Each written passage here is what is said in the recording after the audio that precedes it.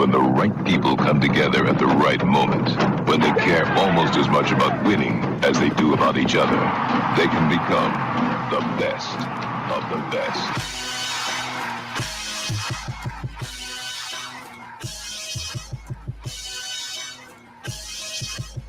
Welcome to the Best Soccer Show, the best soccer show in the whole world. Here we go! It's the Best Soccer Show. Jason Davis, Jared DuBois, Sunday evening.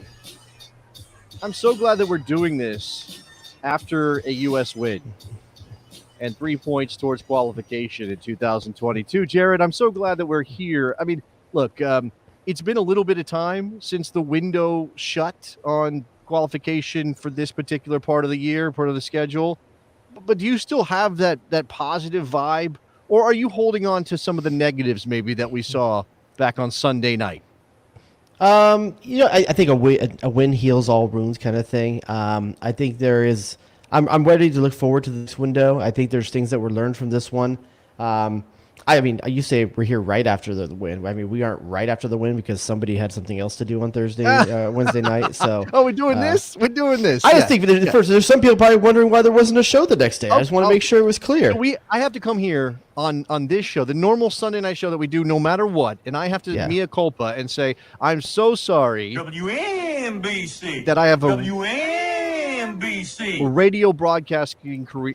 You had to go hang out with Charlie Davies, your other friend, and do a post-game show. I had to go score with I had to go do a show with a former U.S. international. Correct. Although, as much as I like Charlie Davies, and I don't know that Charlie listens or watches, so shout out to Charlie Davies. I much prefer you, Jared. You're my one and only. You're my true guy. I'm totally suck it, Charlie Davies.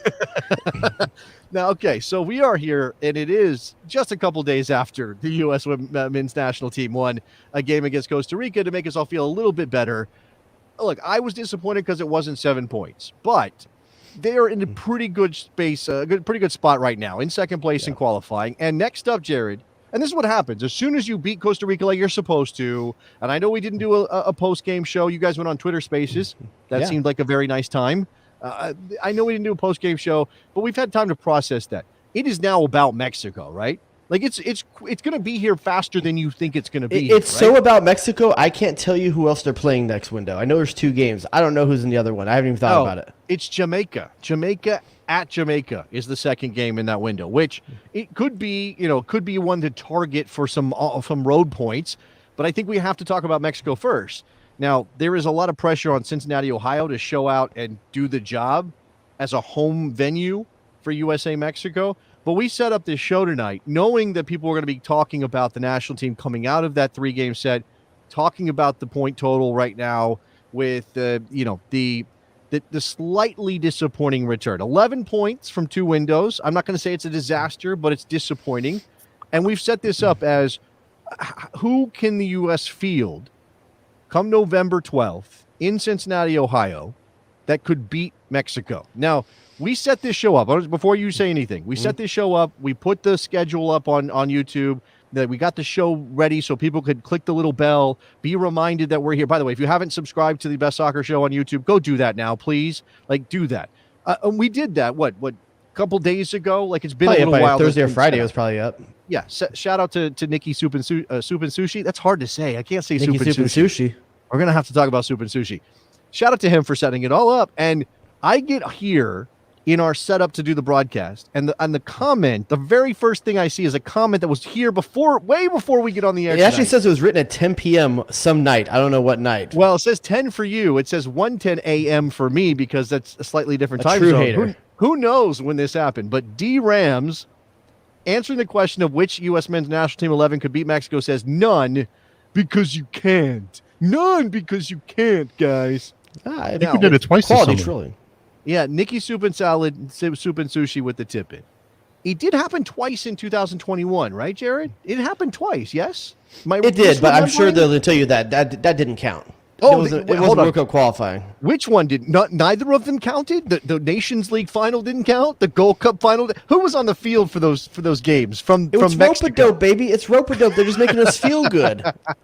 Is that what it is? False sense of confidence. I have not been in a trash talky mode about Mexico for years, and 2021 has brought that back into my life. And look, I think we should fully embrace that, right? We should just, with open arms, wrap ourselves around the idea of trash talking Mexico based on 2 victories in finals in 2021. I know it's not qualifying. It would be a lot easier to do. We're sitting on like some points that were just like, okay, good enough. It would be a lot easier to talk some trash right now if we were like out there in first place, playing and maximizing points everywhere.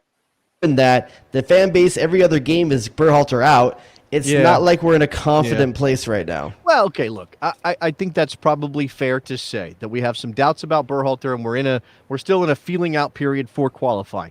Mexico is in the lead, but I don't think Mexico looks great right now. And Mexico hasn't been unbeatable. They scored against El Salvador on a set piece and then got a late penalty to pad that score line. They did not look like world beaters in that game. And it is, I know it's going to sound like an excuse for the U.S. men who went to El Salvador in the very first game of qualifying, Jared, but games like that turn on 1 or 2 moments, right? It turns on a mismark on a set piece. It turns on a penalty kick. It turns on a mistake at the back. The United States ended up with a draw in El Salvador, and we all thought that was a very bad result. Mexico was this close to the same sort of result. I know they won, and 3 points are 3 points, but I'm just saying that there's the gap between anybody, and this is not just the United States and Mexico, but the gap between anybody right now, it's not all that big. I mean, unless you're talking about, Honduras at the bottom who's already fired their coach, then we're talking about a big gap. Yeah, there's no.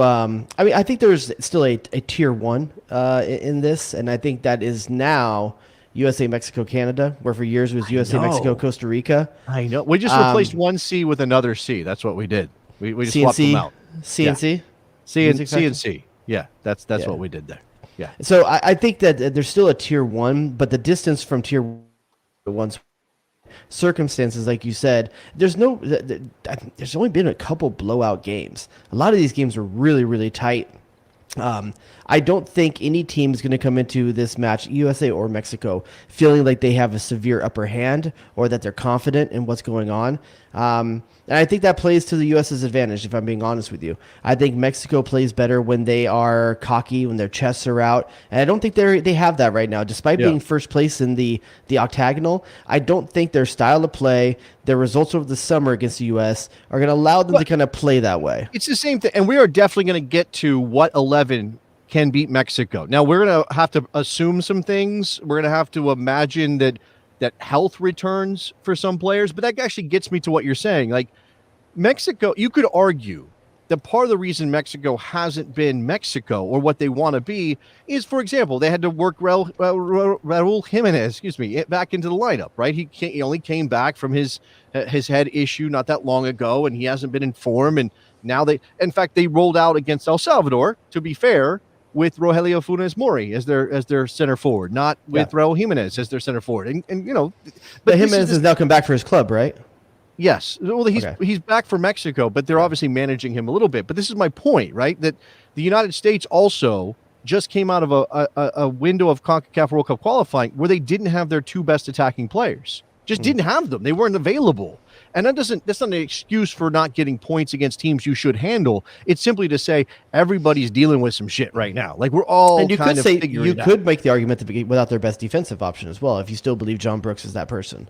Okay, sure. You could say that too. Right. So you have the most accomplished defender the United States has was not there. The most accomplished attacker the United States has was not there. And its brightest young attacking star, other than Christian Pulisic, was also not there. So again, does that mean that the United States can just say, oh, well, none of this counts and we were just practicing in this win? No, of course not. But it's to say that everybody kind of is still in this misshapen mess of trying to figure out what the final form is going to be, except for maybe Canada, because Canada turned it on in this particular window, at least at home against a very just tired ass Panama team. I mean, for whatever they get had played the against starters States. for 2 games in a row. I think. Yes. I think it's 3rd game in a row by the time they were doing that. So Panama definitely looked trashed. I'll say this though, in a matchup that has a lot of questions, which we're covering right now, I think it may come down to who has a better coach. And I think most people will tell you Tata Martino is probably the guy you'd rather have on your sideline than Gregg Berhalter right now. Well, that's interesting that you're saying that. And because you said that there's a trio of teams in CONCACAF right now who look like they're in Tier 1. One of them is Canada, and there may be an argument, as much as I kind of don't like the guy and his attitude, that John Herdman is the best coach of the bunch at the moment. You know what I like about John Herdman? The flesh-colored AirPod. The flesh-colored AirPod looks like he has a growth coming out of his ear. You never noticed that? I didn't know that was a thing. No, I didn't. It looks like he has this weird, like, boxer's, like, cauliflower ear thing coming out of there. I'm not a fan of it at all. But I agree with you. You know why he's doing well as a coach? He's not tinkering. John Herdman is not tinkering the way Berhalter and even Martino will at times. Does he have the ability to do it? Because I'm not. You're right. You're absolutely right. I think for Berhalter, it's innate, and it bothers me, and it scares the crap out of me that he has this thing in his head. It's like, change the lineup, change the lineup, change the lineup. No, shut up. Lay down. Take a deep breath. Put some meditation sounds on. Do whatever you need to do, okay? I think that's probably true. But at the same time, does Herdman have the options that Martino and Berhalter do? No, he doesn't. So for him, it's Alphonso Davies every time, Jonathan David every time, Kejon Buchanan every time, Estacio every time. Those are the guys you roll with because those are the best. There's a clear gap between those players. Well, what I mean is he's not playing them in different positions every game. Different formations every game. That's the thing. Whereas like Berhalter, you would think would want to play to his strengths. Now, granted, some of his strengths haven't been there, so that's forced him to tinker more than normal. But even when they were there, 4-3-3 one game, 3-5-2 another game, 4-3-3 another game, but with different people in different positions. It's just weird the stuff that he's doing, the over rotations that he's doing, and that's where I think that at the end. I don't think Tata Martino is nearly as nervous to his coaching style the way Berhalter is. It feels like he has to respond constantly to between games where maybe you just trot out what worked last time. And I think that's one thing he did better this window. So I don't want to not give credit where it's due. I think he did do better with that in this window, but he also didn't have the options he normally does. He kind of had to keep it simple in a number of ways. Okay. And he got bailed out from his own. This is hypothetical, but I think he got bailed out with the Paul Arriola injury pregame as well. I think that forced him to do something that he was to get out of his own way. Yeah, that is certainly something that people who don't like Berhalter and don't believe he's the right guy can throw at him. That if it not for Arriola's injury, maybe that game goes differently. I mean, Weah was certainly good. I don't know that it's that dramatic, but you can't tell, right? You can't prove that Arriola being in that game would have been okay. I would have started Timothy Weah, and if you follow us on social media, you saw that my lineup was essentially perfect, except for the fact that he had Arriola to start and then had to put in Weah via injury. So I don't know. I want to come to the question of the night, right? And everyone is going to throw this out in the chat, except for D Rams, who says we can't beat Mexico. Sure, okay. Your 11 to beat. We could also go wider and talk about the full roster, Jared, that you would take to that November set of games, because I Berhalter could call 27. I don't think he will. It's only 2 games. He might call just the 23. You obviously have some players who have made themselves kind of indispensable over the last month, and then you have some players who maybe have played themselves out, or because they were absent, didn't really, they're not going to get a shot, or they might not be on. So we need to establish one thing before we start, though, Jason. Are we assuming Christian Pulisic and Gio Reyna are available? So this is what I'm saying. I think we have to, right? I know that Pulisic is still out, and I know Reyna is still out, but I think we have to presume them to be available, because if it's another month, well then, okay, then we have an issue, not just with Gregg, but go to DEFCON 2. I mean, now we are talking about serious issues with them that go beyond just, he's got an ankle injury or he's got a hamstring issue. Like, do you want each of us to do an 11 and we one of us do one without him and one of us do one with him, or do you just want to assume that they're both available? I think we should assume that those 2 guys will be available. And the only guys that I think you can definitely rule out are the guys that have been gone for a while already and aren't really in the picture. And I think it's fascinating that, Jordan Morris is coming back right now. Does he have a future? Not now, not in November probably, but is he in the national team come 2022? Is he somehow in that group? Maybe he's the Paul Arriola replacement, except that if Paul Arriola isn't in the team picture because Weah's playing well and because Reyna's back and because Aronson's very good, then I don't know if there's a place for Jordan Morris. Anyway. All right, so we starting at the back? Yeah, let's start at the back. You tell me who, and remember, it's Mexico, so I want you to at least have a sense of how Mexico plays when you think about this, everybody out there, because you can't just throw, this is my best 11. If you're not thinking about the way Mexico is going to play and how the U.S. is going to have to respond to that, I think you're missing the point about trying to beat Mexico, because I'm not sure this is exactly, on paper, the best 11 the U.S. has available, Jerry. Yeah, so I'm gonna. You can deem me if you agree, and then let me know if you don't deem me if you disagree. Let me just make sure they're working. Okay, that one works. Oh, that one works too. Okay, let's go. I'm not wrong, by the way. If you disagree. No, that's what that means. That means wrong. All right, you're so wrong. for me, my best 11 to beat Mexico, I am going with Matt Turner. Yes. Okay. There's no. I know that Stefan got his start, but come on, we all agree. Matt Turner's the number one, yes? But here's the thing. So I have a conspiracy theory on this now. Oh, no. Did you Berhalter knew that Ederson was not going to be able to play in this window of games for Man City? And Berhalter was helping out Stefan by getting him a game in his old stadium to get him comfortable and ready for his Man City appearances over this coming week. I don't think it has anything to do with Man City. I think that Berhalter is the kind of guy who, again, has a thing in the back of his head that says, change the lineup, change the lineup, change the lineup, who also is maybe a little bit too willing to give a guy a start in his home stadium, or what would have, in the city he used to play in, because he had never played in that stadium. That's the only thing I can think of that Berhalter and look, it's not like Stefan wasn't previously the number one before Turner took the job. I think that Berhalter reasoned this out in his head. Oh, this guy's basically my 1A. He's pretty good. We're going to be in his hometown, or his hometown in terms of his club. Oh, yeah, he's an Ohio kid. So we're going to be in his hometown. I'll play him. I think that's what that was. Okay. So Turner in the back. Yes. For me, at the left back position, I'm going Anthony Robinson, because I think he gives you both sides of the ball. I think he's good enough on defense to match up with the speed that Mexico's going to have on the wing. I also think that he can pick his right positions to go forward and be dangerous. I don't think you get that with George Bello. I don't think you get that definitely with someone like Tim Ream. I'm not sure who else we're talking about at left back right now. Serginho Dest position. I think you need to be solid defensively against Mexico. And I know it's a home, so people probably don't want to hear about being defensive, but you can't be stupid either. That's right. Zach Steffen is originally from Pennsylvania, played in Columbus. I want to make sure I get everybody's hometown right, because I'll get yelled at. I don't have a hometown. This is why I don't understand how those work. I moved that was around. Sacramento.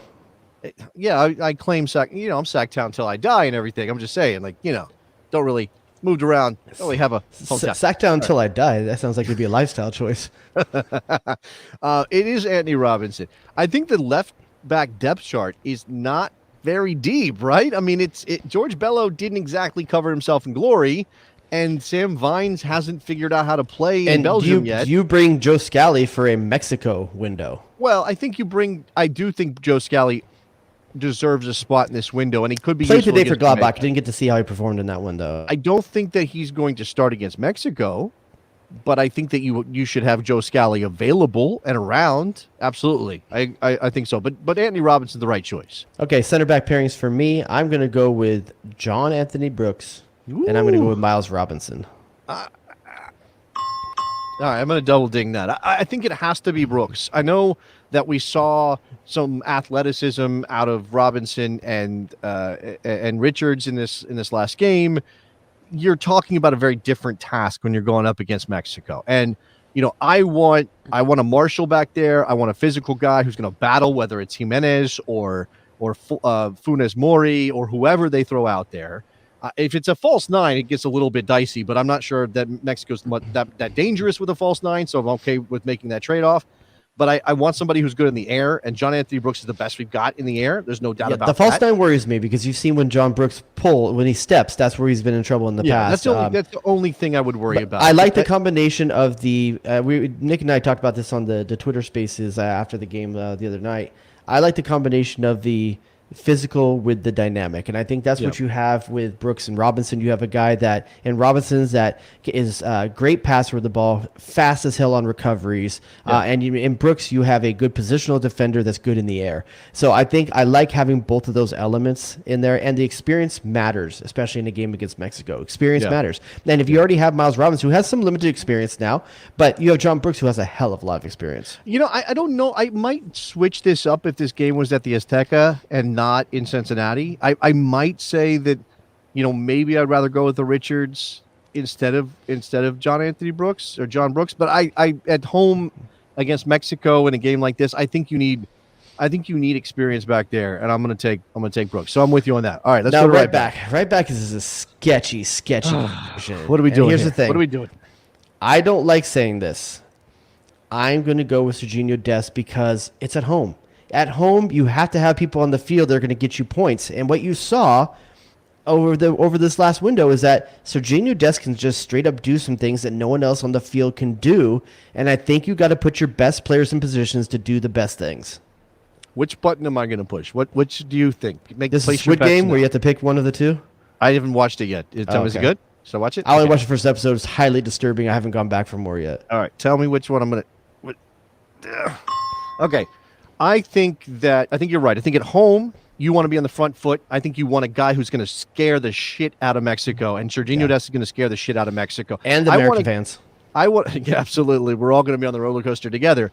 I want him to be I want him to be responsible defensively, but I don't want to be conservative. I want to believe that Serginho Dest is going to go pull some magic out of his hat, and it's going to make the game. And even if he doesn't, I want Mexico to be so scared of that they're sitting back on that side, that they are being less aggressive on the right side of the field or their left than they would be if it wasn't Serginho Dest who can weave his way through four players and score a worldie. And I'll tell you why. Here's two reasons why I'm comfortable with doing this. Not I would say comfortable, but I'm acceptable with doing this. Miles Robinson being next to him is one of the reasons why I'm comfortable with this. And the other part is getting into the midfield, and that is Tyler Adams. Oh, yeah. Tyler. Do we know Tyler Adams? I feel like I have to be one of the Mexican announcers. What's Tyler Adams' middle name? Why don't I know Tyler Adams' middle name? Tyler Quincy. Place your bets now on that. What is Tyler Adams' middle name, Jared? I just said Quincy. I'm going with it. You are not going to get this. This is not going to happen. I'm just telling you right now. You're not going to be anywhere near this. What is it? It looks like Sean, but it's SHAAN. Shan? I don't know. Shan. It could be Sean, like non, like the bread is NAAN. It could be like that.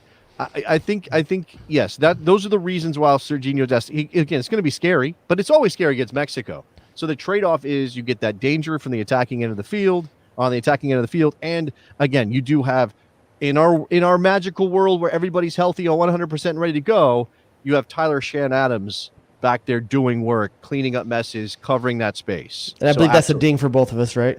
Yes, I did ding that one. I want to do this because somebody mentioned it in the chat. I think actually Nikki Soup and Salad said it somewhere, or maybe I don't know who said it in the chat, but it was Nikki Soup and Salad. That we should do this. Hold on, where is it? Belatedly for Serginho Dest's goal on Wednesday night against Costa Rica because Greg in the chat. Yeah, there you go.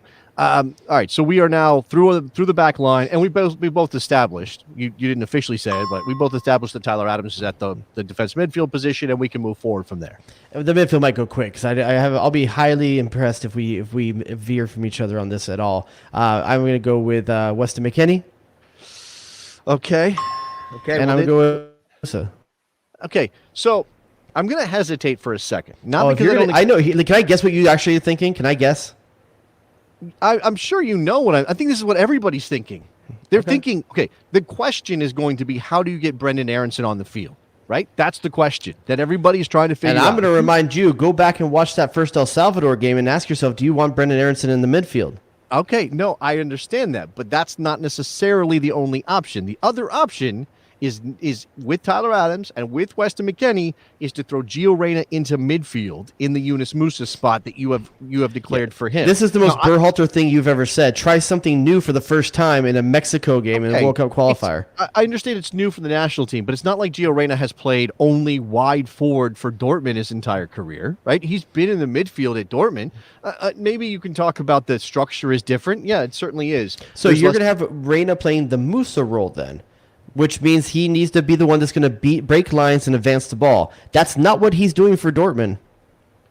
Well, he's playing more the McKennie role, the more linking player. Well, okay, but he also does get into the attack, and he does make a difference there. No, well, the question is, do you have to replicate the skill set or what they do? Do I have to replicate Musa to justify Reyna being in the midfield? I don't know that I have to, because he can do different things.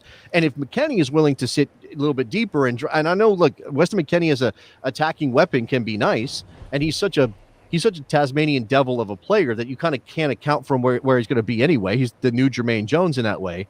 I understand that, but I think if you have a more disciplined McKennie, you can have an advanced Reyna, or you can have Reyna being the guy who's doing a couple of different things, and certainly can drop deep and pick up the ball, and maybe not. I'm going to play devil's advocate on this for 1 second. Okay. I don't think a guy coming off, I believe it's the calf strain, that's what's brought him out. I think that's what it's calf or quad. It was one of the two. Yeah. I don't know if I'm asking him on just a couple weeks back playing a midfield role. Why are you going to the real world here? I mean, you're making this. I'm sorry. Is that not a good thing to think about? No, it's fine. It's just to be practical in this moment when I've got this imaginary. No, look. I'm sorry. I'm pissing in your Cheerios. No, I'm going to go with you. I this is my devil advocate kind of mode, but I watched Yunus Musa live for the first time in Austin, and then I saw what he did against Costa Rica. I know he wasn't great against Panama, but nobody was. He has to be on the field. He is dynamic as hell. And the fact that he is not getting minutes in that area against for Valencia, I don't know, something about his defensive work not being good enough. And I get that. You don't have an Adams there. You don't have a McKennie cleaning up messes. The kid is ridiculous. And I think he has to be. I think you keep that midfield trio, like you said, Jared. We're not going to veer off and be different. It's one of the only things that's working, dude. It's working. So I think you don't mess with it too much. So before we get to the forwards, do you want to get someone else's take on their 11? Yeah, we can go to Felix from Chicago. Felix, you're on the Best Soccer Show. What's up? Hey, guys. Just my thoughts on a best 11. I think my best right now, assuming, health and things like that, mine would be Turner, Anthony Robinson, Miles Robinson, Dest. I would start Brooks if he comes back and he plays well this month. If he doesn't, I'd play Zimmerman. It'd be a 4-3-3.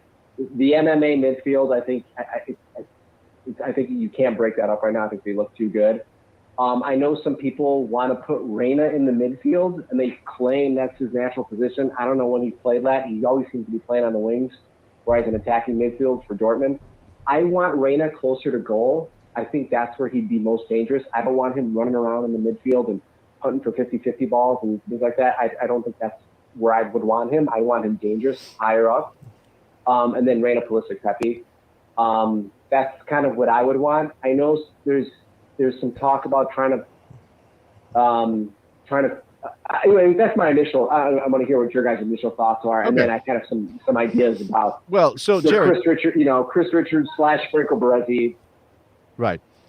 So that's one spot. He agrees with us on Brooks for the moment, although you could argue for Richards. The same midfield, the MMA midfield, and then that front line kind of takes care of itself, I think. Now, that's a 4-3. My front line's not that 3, just so you know. Oh, you don't have that 3. Well, then go ahead, because I mean, if I don't have Reyna in my midfield and Christian Pulisic is healthy and Ricardo Pepe's my hot hand, how else do you go? What else do you go with? I'm not playing Reyna. You're playing. You're leaving Reyna on the bench against Mexico. You're asking me what team's going to beat Mexico, right? That was the question. All right. I'm listening. Let's hear it. Let's hear it. Gio Reyna has one World Cup qualifier. He played one of these 6 games. You know who's played in almost every one of them and separated themselves? Brendan Aronson. Brandon Aronson, it gives you the work rate against Mexico. He gives you the pressure against Mexico, and I also think he gives you the creativity that you need as well. So while I'm not gonna sit here and have the debate that which one's a better player, but I'm telling you, if you want to beat Mexico, you bring the guy that's been there and been playing in the system and worked his ass off. And Reyna, who's a bit of a question mark now, we don't even know what place in the field to play him. We're debating what place in the field to have him. Brendan Aronson has answered the questions, and I would play Brendan Aronson right now. So I don't. Okay, I see what you're saying about the work rate and about the effort level from Brendan Aronson. He's always running. That is absolutely a feature of his game that could be good against Mexico. And I love Brendan Aronson. This is why I was trying to figure out a way to get him on the field with Reyna also in the lineup. However, you also kind of need the bastard level that Reyna brings. Reyna is the kind of guy, even now, where's the player? I mean, Christian Pulisic wants the ball. I think he feels the pressure to take things on and to make things happen. And you could argue it's him. But you kind of need another guy. You've got Batman and Robin. You need another guy who's willing to take the game on his shoulders, who says, you know what, screw it. I'll make this thing happen. Brendan Aronson's a very good player. I don't think he's that player. I think Giovanni Reyna is that player. I think Giovanni Reyna. I'm going to give you another reason why Brendan Aronson's my guy. Okay. Because who's the guy playing right behind him? Sergiño Dest. Okay. And who is going to be who has the legs to track back? Who has the energy to cover? Who's going to be bringing the ball inside and make a hole for Sergiño Dest? I think Brendan Aronson is the better partner for Sergiño Dest in a game against Mexico, where you need to know that you has coverage if he goes forward. Couple of alternatives to present to you before I get back to Felix and let him have his final say. One, what if, and I'm just spitballing here, so you tell me, what if it's Aronson and Reyna and Pepe? Aronson. Okay, that's what. Okay, so UCLA's 31 just said I would have Aronson over Pulisic. Pulisic, while more talented, doesn't seem to fit well into the team. I don't necessarily disagree with that, but here's the thing about then you're really having a conversation about having we talked about with Dest, having a player on the field that does something no other player on the field can. I don't think Reyna that than Pulisic. I think Pulisic obviously has not looked great in his appearances for the U.S. national team recently, but Reyna's benefiting from just not being there. A couple of things. Pulisic has gravity that nobody else on the field has when he's on the field. So Reyna can. Do you think Dr. Martino's game planning for Reyna, or he's game planning for Pulisic? He's game planning for Pulisic. He's game planning to take Pulisic out of the game. Now which is a Gregg Berhalter way of dealing with this, though. I think Martino's game planning for Pulisic. I'm going to show him. I'll sit him. Well, I don't think that's necessarily a terrible idea if you have an alternative. And you know, in terms of you're talking about, you're going to need some defensive effort from your forward line especially against Mexico, right? You want them back pressing. You want them pressing the ball when Mexico comes up. You want them to be able to do things and fill space when fullbacks get high up the field. Those things are required of this group. And I think Pulisic is, according to Burnman 23, and I kind of agree with this, Reyna track back versus Mexico, Pulisic is the worst defender. If dropped, if you do Aronson, he's dropped if you do Aronson. You drop Pulisic if you want Aronson on the field. And Aronson, as you said, already is Energizer Bunny out there. He's the next level Paul Areola, right?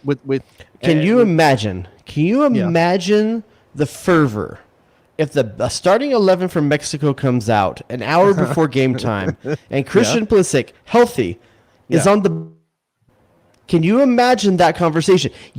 True or false, would you be questioning Berhalter in that moment? I know right now you're trying to win an argument and we're trying to have a conversation, but come on. If that came out, wouldn't your butthole pucker up inside you? I think my brain would say, oh, look, part of it is having seen what Berhalter has done before, watching him make 7 changes against Panama and watching them dump that game because of it. I would have to bring that information to my assessment, but in a vacuum, and I know that's not what you're asking, but I'm just going to say this anyway. In a vacuum, I might go, this is like 12th dimensional chess. Like, you've got your best attacking player 1v1 on the bench for late usage. Now, if you fall behind and the game's over by 60 minutes, yeah, you're screwed. I feel like you're talking about like, hey, I'm going to lead this person chasing me the wrong way, so I'm going to cut an artery and make a blood trail the wrong way. But in the meantime, I had to cut an artery to lead him the wrong way. Like, you're talking about taking your best player off the field. What? What? Well, that's your metaphor. You're literally stabbing yourself in the side, thinking no one's gonna think this is coming. You know, That's your metaphor.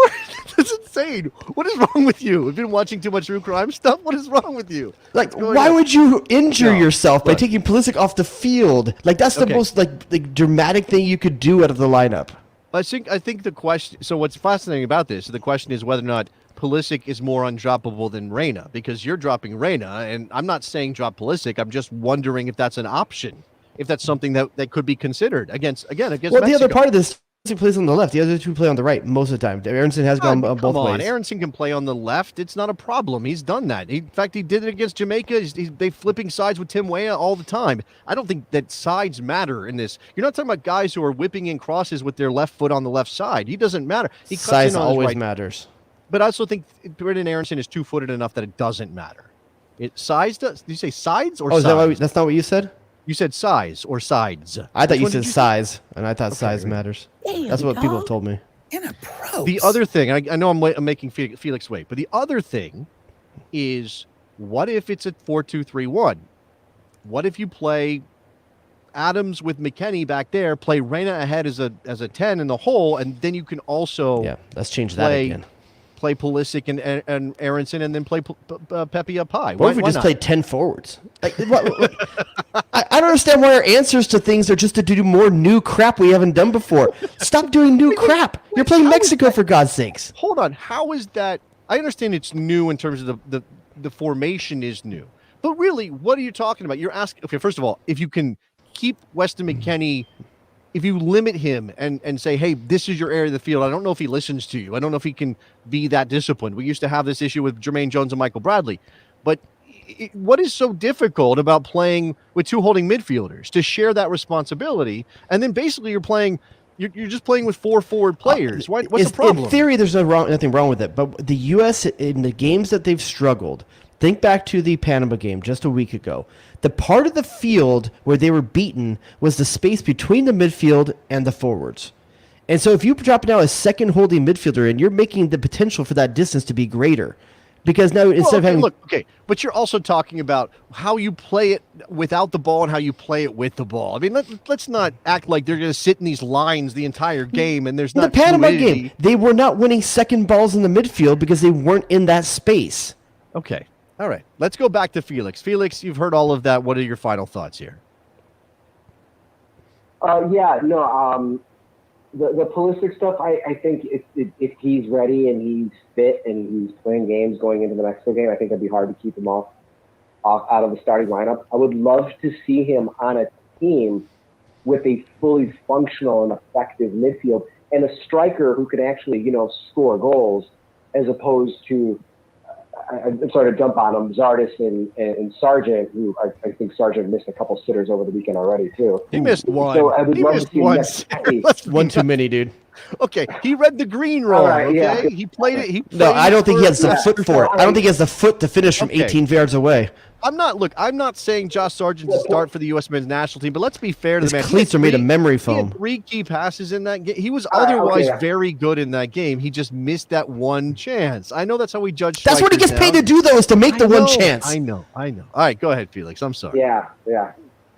So no, it's fine. So I would love to see Pulisic in that type of midfield. And then I know you guys are really talking through the midfield stuff. My final thoughts are, Jared, your thoughts on Aronson and Aronson being a cover for Dest. I know that's stuff that we don't necessarily think of as fans. It's always like forward. But Dest is going to lose them all. Like, Dest is going to push. He's going to try and do something creative in the final third, and he's going to lose the ball. Mexico is the type of team that can completely take advantage of that and take advantage of that vacated space. That makes sense about Aronson dropping back. I do think Reyna would drop back. He does play in a team that presses and expects their midfielders to work like Dortmund. So sure, I think he's not as fast as Aronson, though. I like the idea, though, of Aronson coming in the 60th, 70th minute, though, and really running against the tired Mexico team. I think he could really cause problems with his work rate, like you late bring on the game, look, almost like a super sub. Yeah, if you got a chance to bring a guy from Jersey off the bench to run at some people, bring a dude from Jersey off the bench. You're misspelling Aronson. It's actually spelled Weah. Okay. Weah is the guy you want coming in at that point and doing that, not Brendan Aronson. Nice to have him. Nice to have the option there, I guess. I Could be mean, both of them. the one thing I'll say about And then Reyna, my last thoughts were. go ahead. Sorry. No, go ahead.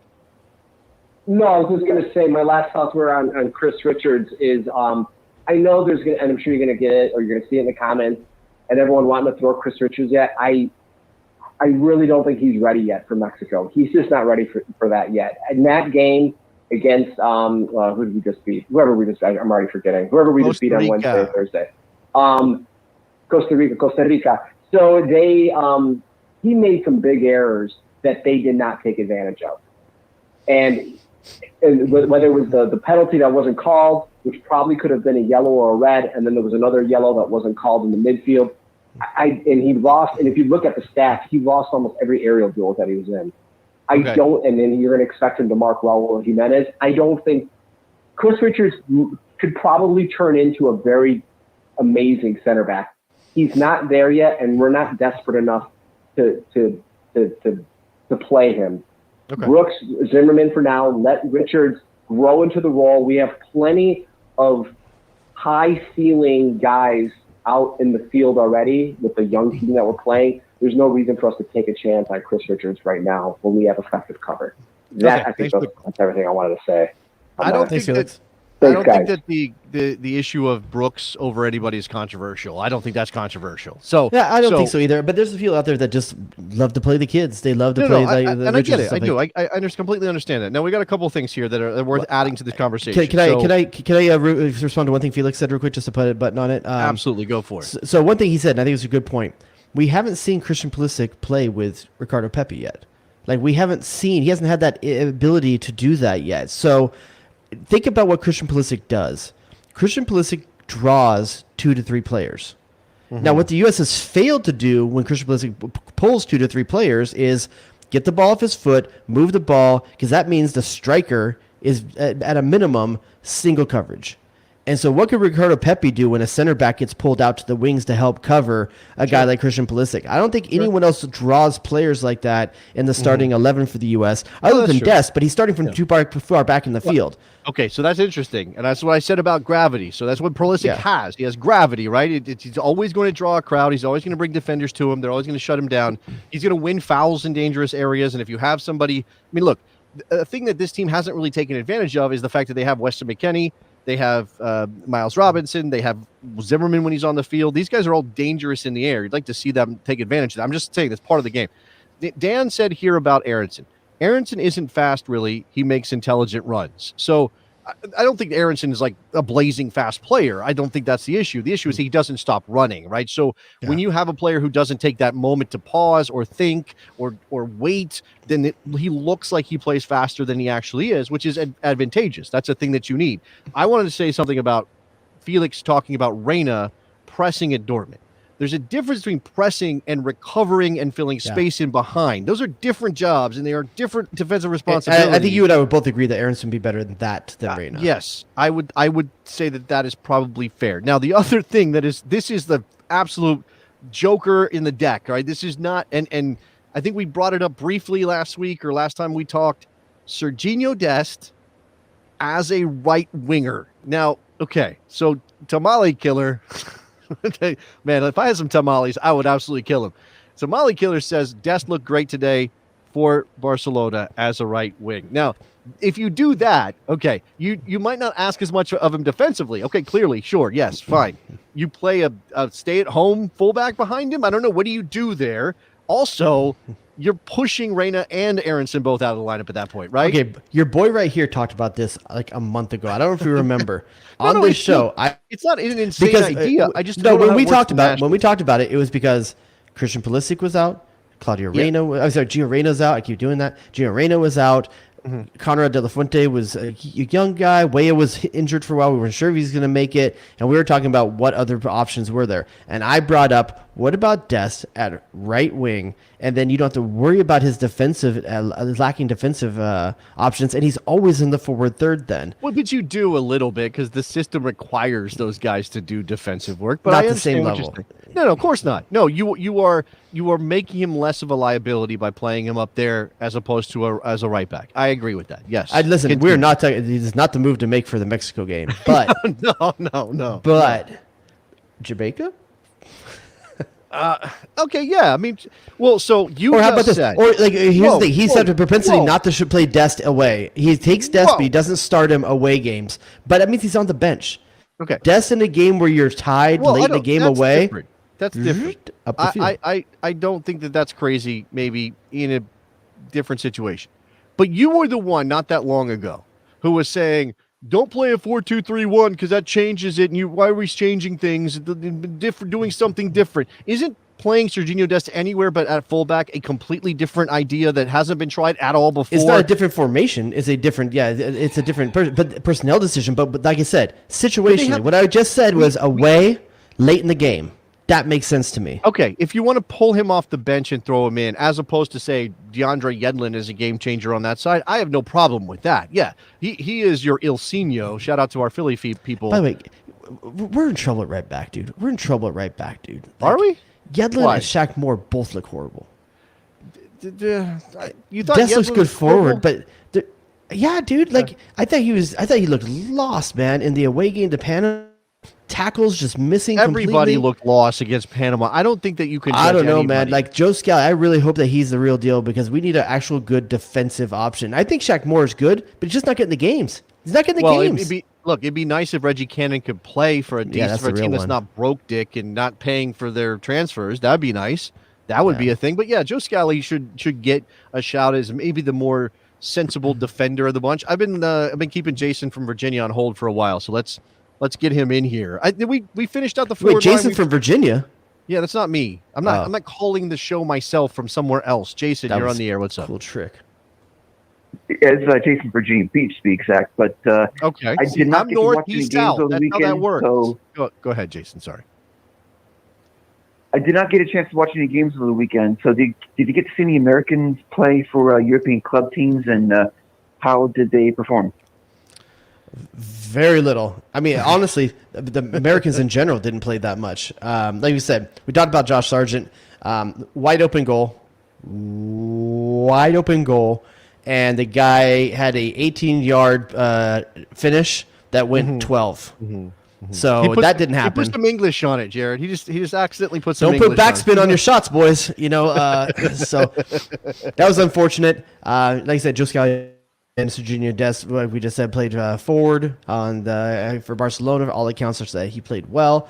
Weston McKennie started on the bench in the game. Did not come into that game. Yeah. Did not play in that game. So there's so that. it was kind of a lack for a lot. I saw Dwayne Holmes scored a really nice goal from We're not outside talking the about Dwayne box. Holmes. Anthony As Robinson nice to do that as he is. Anthony Robinson had a nice right-footed finish from outside the box. Took a slight deflection, but still finished well. He's Game definitely 1-1 and confident finished 4-1 right now. Andy Robinson is feeling himself at the moment. Jedi's doing backflips. We just announced that his significant other is pregnant, so there's going to be a baby Jedi in the near future. Celebrated with the ball under his shirt. young Anakin. Is that? I don't think you want to do that. You don't want to saddle the kid with that kind of burden. Just do you? do a better job parenting. You'll be fine. Okay. All right. Like, it was a mixed bag. And this is the thing. Like, I'm now at the point. I thought about this too. Like, oh, Americans abroad. Let's check out what happened in Europe. And I don't care anymore. I mean, I do, because Pulisic and Reina need to be back on the field before I feel good about them against Mexico. Yeah. But if Anthony Robinson had gone out and put in a pretty whatever 70-minute shift, I'm not going to be worried about that. If even Weston McKennie might be on the bench for the rest of the month with Juventus. He's still starting for us against Mexico. It doesn't mean he'll be in the best possible form, but I don't think he's suddenly going to get markedly worse because he rode the bench for a couple weeks. Weekend to judge Americans, because a lot of these guys did come back to their clubs with a lot of minutes on them. Some of the guys play at clubs where the players, other players in their teams aren't international players. They're not making these runs out to the other team. So I'm not too worried about some of them not starting. I know Timothy Weah started on the bench but was in by the 20th minute because I think there was an injury, so he played almost a full game. Chris Richards came on as a first-half substitute. No, I'm sorry, too, it's Chris Richards. I said Weah. Yeah. I meant Chris Richards. I apologize. Yes. Yeah, and from what I can tell, he played relatively well. I saw some of that game. I think it was fine. By the way, somebody earlier, our last caller, I think Felix was saying that Chris Richards made a couple mistakes against Costa Rica. First of all, Miles Robinson made a massive mistake against Costa Rica that nearly led to the slow motion goal from Brian Ruiz. Then Chris Richards, his tackle in the box was not a mistake. He was doing what he had to do to try to keep a goal from being scored, and he risked a card or he risked a penalty, and he got away with it. So I'm completely okay with that tackle. So next time you're mad that VAR isn't in CONCACAF World Cup qualifying, just know that that might have cost us 2 points last game if it had been. Yep. All right, so Jason is gone. I got off the phone. I'm back to whatever I was doing before. Samuel Cutts says, I haven't given up on Sargent. Maybe he is depth piece at wing and the third option at striker. Great. Third option on the wing, second option on the wing or third option on the striker. Can we not do better than that, though? No, well, so this is interesting, and we didn't plan on doing the full 23-man roster. We absolutely could get into it a little bit, though, because I do have a question for the besties I want to get to before we get out of here. But really quick, Jared, depth you just talked about. We have issues at depth at right back.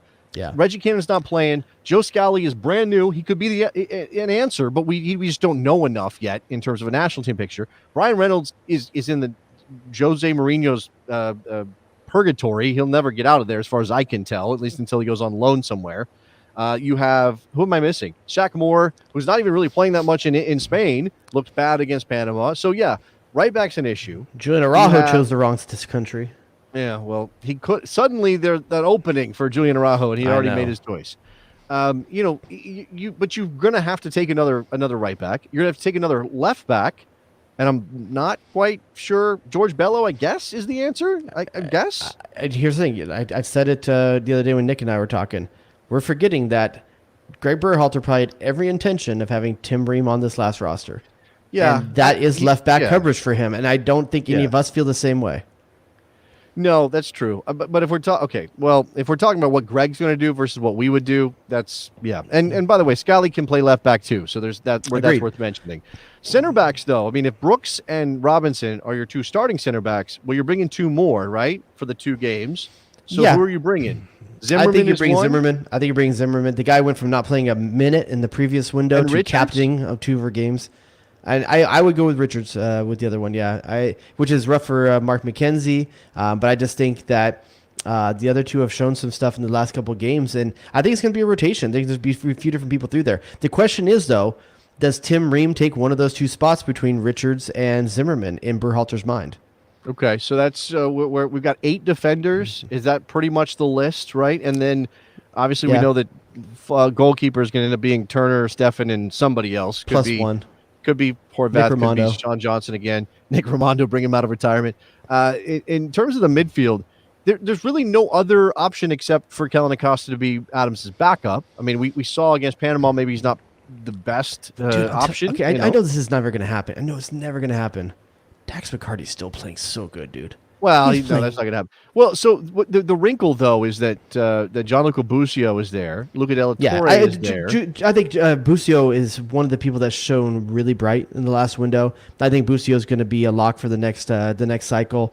I think Della Torre comes again. I still don't think Julian Green's coming in. There's something that Berhalter either doesn't like about the player or can't get around. I'm not sure what it is. It's not that I don't want to disrespect Julian Green and what he's doing, but he hasn't been in the picture. There's no reason to think he will be. Not based on what we've seen so far. I mean, you could still introduce new players. I think if you're a Joe Scally at a position of need, you can be introduced, but I don't think that Julian Green's getting into this team. Again, not with Musa, not with Busio, not with Luca Della Torre. Those guys, to go back to the midfield discussion we were having earlier, when you were talking about Reyna and Musa, I don't think you change Musa. I think if you change someone, you change McKennie, and I think Busio is that guy. And I don't think it's Reyna. There are several options there, but I don't think that's necessarily what I would go. I was going to say, we haven't discussed something that came out after the Costa Rica win on Wednesday night, and this is the name that a lot of people just don't want to see in the national team anyway, for some reason, for several reasons maybe.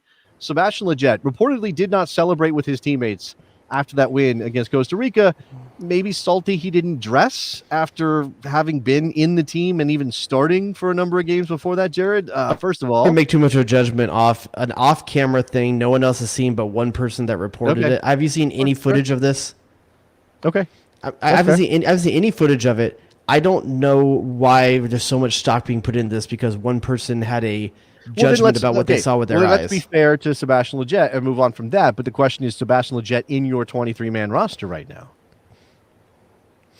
Yes, I think he is. I think he's still Berhalter's guy. I think he's still the guy that he thinks knows the game plan out there. I understand he's Berhalter's guy. Would you? I'd take him over Roldan. I think that would be the person because I think you have to drop one of the two. Man, but I think they do. I think they do different things, and I think if you want an energy guy late, which is what Berhalter likes Roldan for, I don't think Lletget's that guy. You got Weah, you got Aronson, energy late still. Yeah, but in midfield, I'm not talking about up top. I'm talking about in midfield. Those guys, you already said, don't play Aronson. Busio brings more energy than Roldan. Not the same kind of activity. No, I agree with that. Not the same type of activity. I don't know, man. I think right now I would still take Lletget because what he does is not sexy, but what he does is what Berhalter wants sometimes, which is just take care of the ball, even if they're passing it backwards. And I know that people are absolutely right in some of the clips that were shown online about him not willing to break a line, not willing to go forward. Was scared. I don't know how you can be mad if he did not celebrate. You don't know how you can be mad if you were that scared and played that scared. I mean, I'm not saying I would play better, but I'm not a national teamer. Do better. Don't play scared. That's what I would say about that. Okay. This is something that happened after Wednesday night, too. It did not happen with the U.S. men's national team. It happened with Canada. And I'm trying really hard not to be jealous of Canada. First of all, we're ahead of Canada in the table. Why would I be jealous of Canada? But they have the best player in CONCACAF. And I think everybody agrees that Alphonso Davies is the best player in CONCACAF. Yes? Is that a universal thing? It's tough to make an argument otherwise. Okay, so they have Alphonso Davies, they have Jonathan David, Jason Buchanan's breaking out, looks good. They got something going on there. I'm not necessarily jealous of Canada in terms of their players because the United States still has more depth of talent across bigger parts of the field. But apparently, after the game, Canada beating Panama, like taking them to the woodshed because they were all tired out from beating the United States, John Herdman was at the press conference and was like, yeah, Alphonso Davies just got a text. Drake wants to meet the boys. Now, don't tell me you don't know who Drake is, because I will get very mad at you if you tell me you don't know who Drake is. I know of him. I can't name a song by him. Okay, so Jared apparently says he's never heard of Drake, which is literally impossible in the year 2021 to have never heard of Drake song. If I have, I don't know it's his. Okay. That's a different Sorry, question. I'm not up on Canadian rap. My bad. Yeah. It's not Canadian. It's literally the most popular. I also don't know who the hottest rapper out of Panama is. Other than Adele, who just dropped a single and broke records. Yeah, I agree with Citizen Stranger. I know Nick Drake. Pink Moon is on. All right. Anyway, Drake wanted to meet the Canadian national team. There's a joke about Drake being a jinx, but a curse. But the Raptors did win a title, and Drake is technically involved and was going to games, so maybe he broke the curse. I don't know. But if Gregg Berhalter sat down at a press conference after a U.S. victory. And everybody's feeling great. We dropped 4 on him, whatever it was.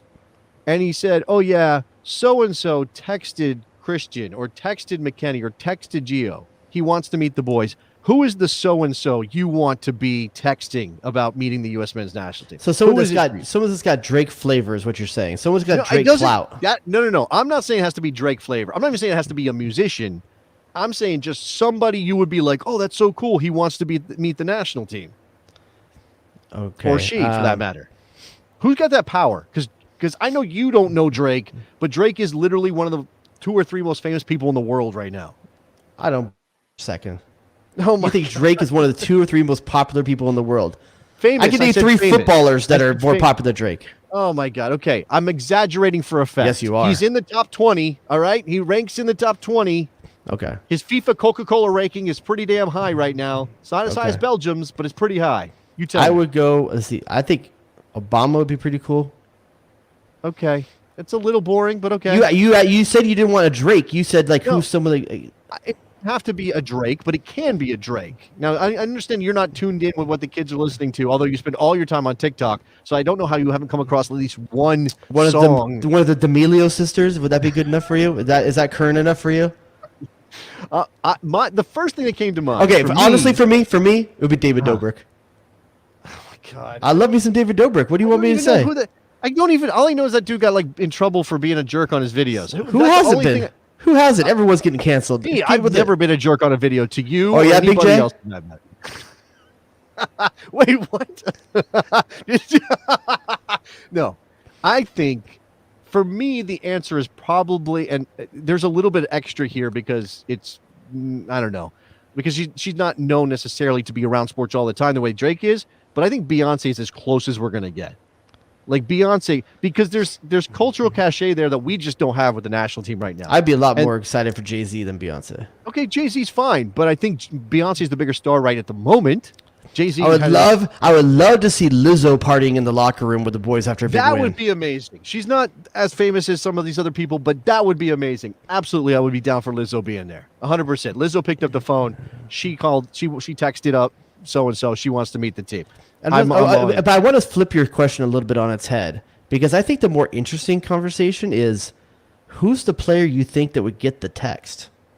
So that's why I said 3 different names, because I'm not positive. Like, who's the guy that's got the clout that one of these people, like, they would have the number? The most famous player is Pulisic. There's no doubt about that. Yeah, but he's also the least flavor. Hold on, listen. The most famous player is Pulisic. Yeah. But I don't think he's necessarily tied in. Then you have Weston, who's like the funny guy everybody loves, but I'm not sure it's him either. It might be Weston. Gio, I don't know where he falls. Gio could have some really dark stuff going on. He could also know people you don't think he would know. That's a possibility. I think Timothy, I know he's not a starter out and out for everybody. I think Timothy Way is like the coolest dude in the room. Dude, his dad is like runs a country, for God's sake. Yeah, I think it's Tim. I think it's dude's got African clout that no one else has. Former player of the year. I think it's Tim Way. I'm going to throw out one other one for you though. I think Serginho Dest. The Barcelona thing's big. Oh, the Barcelona thing's big. There's plenty of rappers and hip hop guys out there rocking like Barca jerseys and stuff like that. I think it could be Gio. What if it was? Now here's the flip side. Who's the player it would shock you most if they got the text from this person? Oh man, who would basically I would ask you, who's got the least flavor on the team?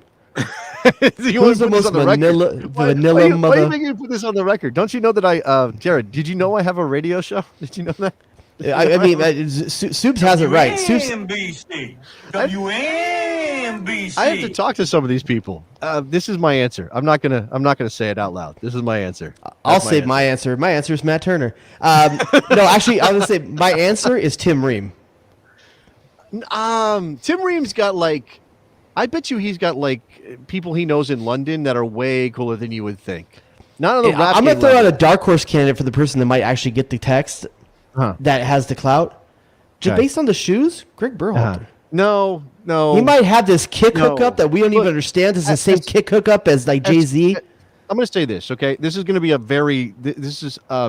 on the couch right now, okay? I'm going to say something that's very honest and true, okay? As a guy who's roughly Gregg Berhalter's age, also somebody who likes sneakers, but I can't afford them the way Gregg Berhalter can, so I don't buy a bunch, but somebody who likes them and would wear them if I could, it's a poser ass move. Okay, I'm not saying he's not cool on some level. You're saying that he doesn't actually enjoy the kicks. I'm saying he does absolutely enjoy. Then why how's it a poser if you're actually legit and you actually care about it?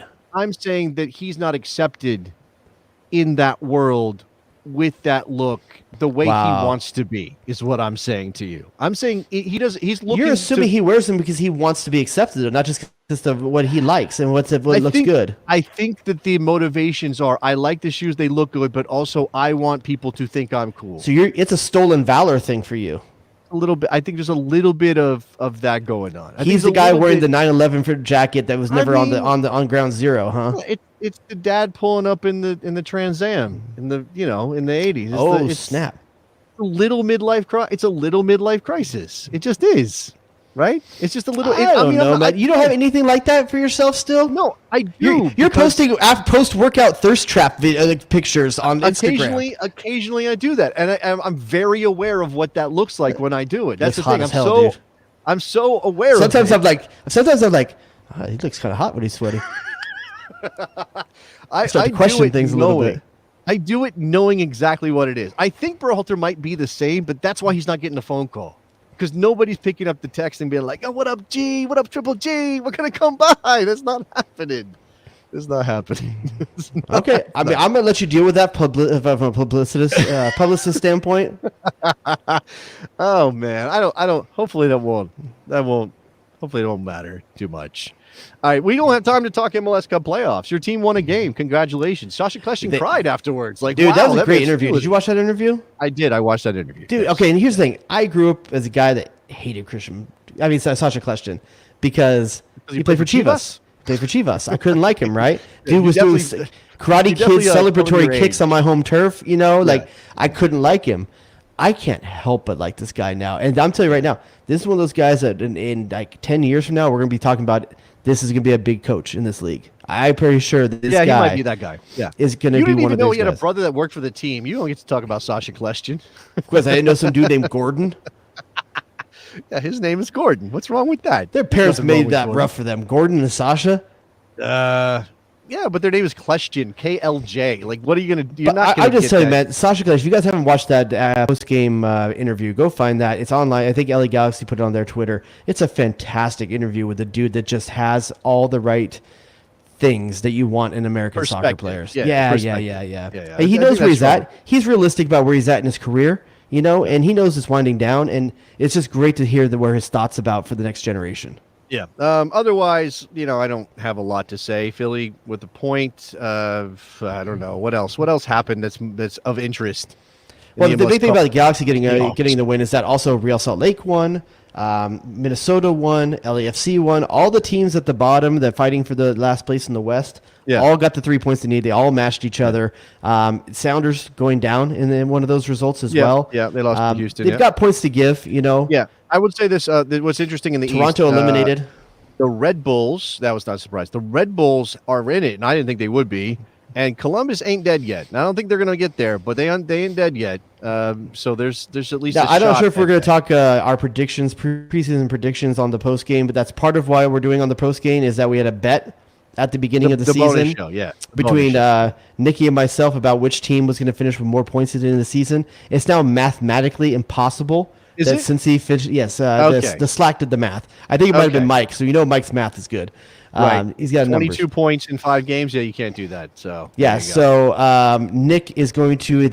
Nick has to eat sushi for the first time ever. I literally put in an order for him at some random Ohio sushi place, and he went and picked it up. We're going to talk about it on the bonus show. He's going to eat it live on the bonus. First piece of sushi he has ever gone by. He tells me he's never even seen a piece of sushi before. That's amazing. That's amazing. If you're not on the Patreon, we're going to be posting it on there over the next days or so. I wouldn't be surprised if Morgan leaks a little bit of this on the videos. It can probably be good enough to do so. But if you want to see the full video, we'll put it on there. But the whole reason about talking about that is that we did preseason predictions. I think somewhere here in the next couple of weeks, we need to revisit those and see who came up on top. I'm technically part of the bet. Yes, you are. I'll explain my position on the bet when we get to the bonus show. Okay? You're backing out? Are you backing out? I'll explain my position on the bet when we get to the bonus show. I will do that. Wow. Also, very quickly, we don't have time to get in, or we wouldn't do this justice anyway, but I would like to say, thank bleeping God that Steve Baldwin's going to sell the Washington Spirit, okay? That is the worst of the Baldwin brothers. Yeah, nobody likes that. Well, there is a Steven, so he can't be doubling up. Yeah, you're right. Okay, yeah. Which one was he in the one in the Biodome, I think, wasn't it? Was he Biodome? With Pauly Shore? He wasn't in the terrible movie with Sidney Crawford back in the day. Nick is nodding his head, and Nick has only seen 5 movies, and I bet you that's one of them. He's nodding his head. He has seen Biodome. Somehow this guy hasn't seen Goodfellas, but he's seen Biodome. Every single song released in the 1990s by their first 2 notes, but he's never seen some of the biggest movies of all time. It makes no sense to me. He's got one part of pop culture on lock, and the other part is like, nope, don't know anything about that. All right. Patreon.com/thebestsoccershow for the bonus show, which is where Nicholas Soup and Sushi is going to eat some sushi. Also, we have the Besties Slack, which is just raging all the time. Incredibly fun stuff. The Besties beer group is getting back together. If you want to do beer trading stuff, happens over there. It's kind of wild. I think they've picked a drinking night in November, and everyone's going to be shipping out beer to each other, new things they've never tried before. So if you want to get in on that, get in on it. I believe there's poker next weekend as well. Yeah, they're week, going to play excuse me. poker together too. There's also like travel tips and people sharing stuff about going to the World Cup and how much it costs and all that. What else? And there's What now else a is Bessie's happening? gaming channel as well for Oh video God, games. yeah, totally fun. Yeah, let's do that. Let's game it up, guys. Yeah, that's another thing you probably think is like a midlife crisis kind of thing. No, if I had the time, if I thought it wouldn't ruin my relationship with my family, I would have a console. I'd be playing all the damn See, time. that's why I you would. can't wait till you see. You got 13-year-old man. He's perfect Fortnite age. You should be playing Fortnite with him. Okay, I'll explain that on the bonus show as well. Like, why that's not happening. I'm missing other. Oh, subscribe to the YouTube channel. Leave us a rating. This is what we need to do. This is the business we have to get to before we get out of here. Nikki Soup and Salad / Nikki Soup and Sausage / Nikki Soup and Sushi, apparently. Let's bring him into the show and have him give us The Sausage King of Chicago. an update on our reviews over at the iTunes page. Apple Podcast, that's what it's called now. That's yeah, right. Boomer. Yeah, look at him rocking his winning football team's hoodie right there. American football. Yeah, I had to do that because the other team is not. Okay, let's move on quickly. Let's just not do that. What do we got, Nick? All right, so we got some great reviews from a few weeks ago. We got to play some catch up here. So I'm going to read a couple of them here. This first one is from MTUSA08. It says, great show. Keep up the great work. Love the shows recently. Next time there is a roster show and you go over defenders, you need a Voltron Defender of the Universe sounder, Ooh, Cartel, Shenanigans, Octopus, Purple Monkey Dishwasher. Those are all keywords that we wanted you to Right. put in the I reviews. do- though. oh, by He the way- just put the words in though. He didn't use them creatively. so I have this. The Legend of Voltron, Defender of the Universe. I have Yeah, that. you just got to clip down to Defender of the Universe. That's all you need. Or we just need to use it because Yeah, we need to hear it more. It just needs to be in the rotation. You're right. Yeah. All right, and this next one is from Can't Beat the Best. This is from, I don't even know how to say your name, so I apologize. As an octopus fisherman, I spend more time at sea than most. So I often seek out U.S. soccer podcasts to keep up with the game. Jason Davis, Jared DuBois, and Nikki Soup and Sausage definitely make the best of the beautiful game from the best of the USA. Between Jared's Napa Valley perspective, Jason's East Coast work ethic, he has a radio show, and Nikki's Midwest lovability, you just can't find a better U.S. soccer podcast. If the canned octopus cartels don't put me out of business this season, I know exactly what I'm doing when I'm back home. I'm going to Cincinnati to have some Skyline chili. I'm going to California to bang some chains. And I'm going to D.C. to get into serious old dad FC shenanigans. Love the pod, fellas. Keep it up. Man, old Well dad writ- FC well reference. We let that die, but everything else was brilliant in that review. Yeah, those are good. Keep them coming. We are just a saison away from 250 on the reviews over at Apple Podcasts. So let's do that by next week. Let's get there. We got to build up to Mexico. So between now and the Mexico game, it's going to be on. It's going to be on for real. All right. What else? Anything else? No Hopefully I business. survived the sushi.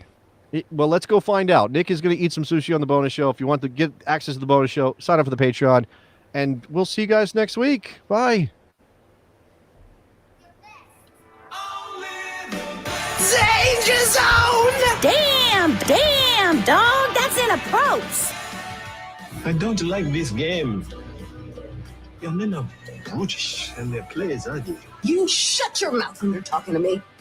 Michael freaking Arasco Pascal. The Sausage King of Chicago. Who asked those questions? What? Did we just become best friends? Yep. Calm down, Greg. It's soccer. It's soccer. I wouldn't be caught dead in a sweater vest.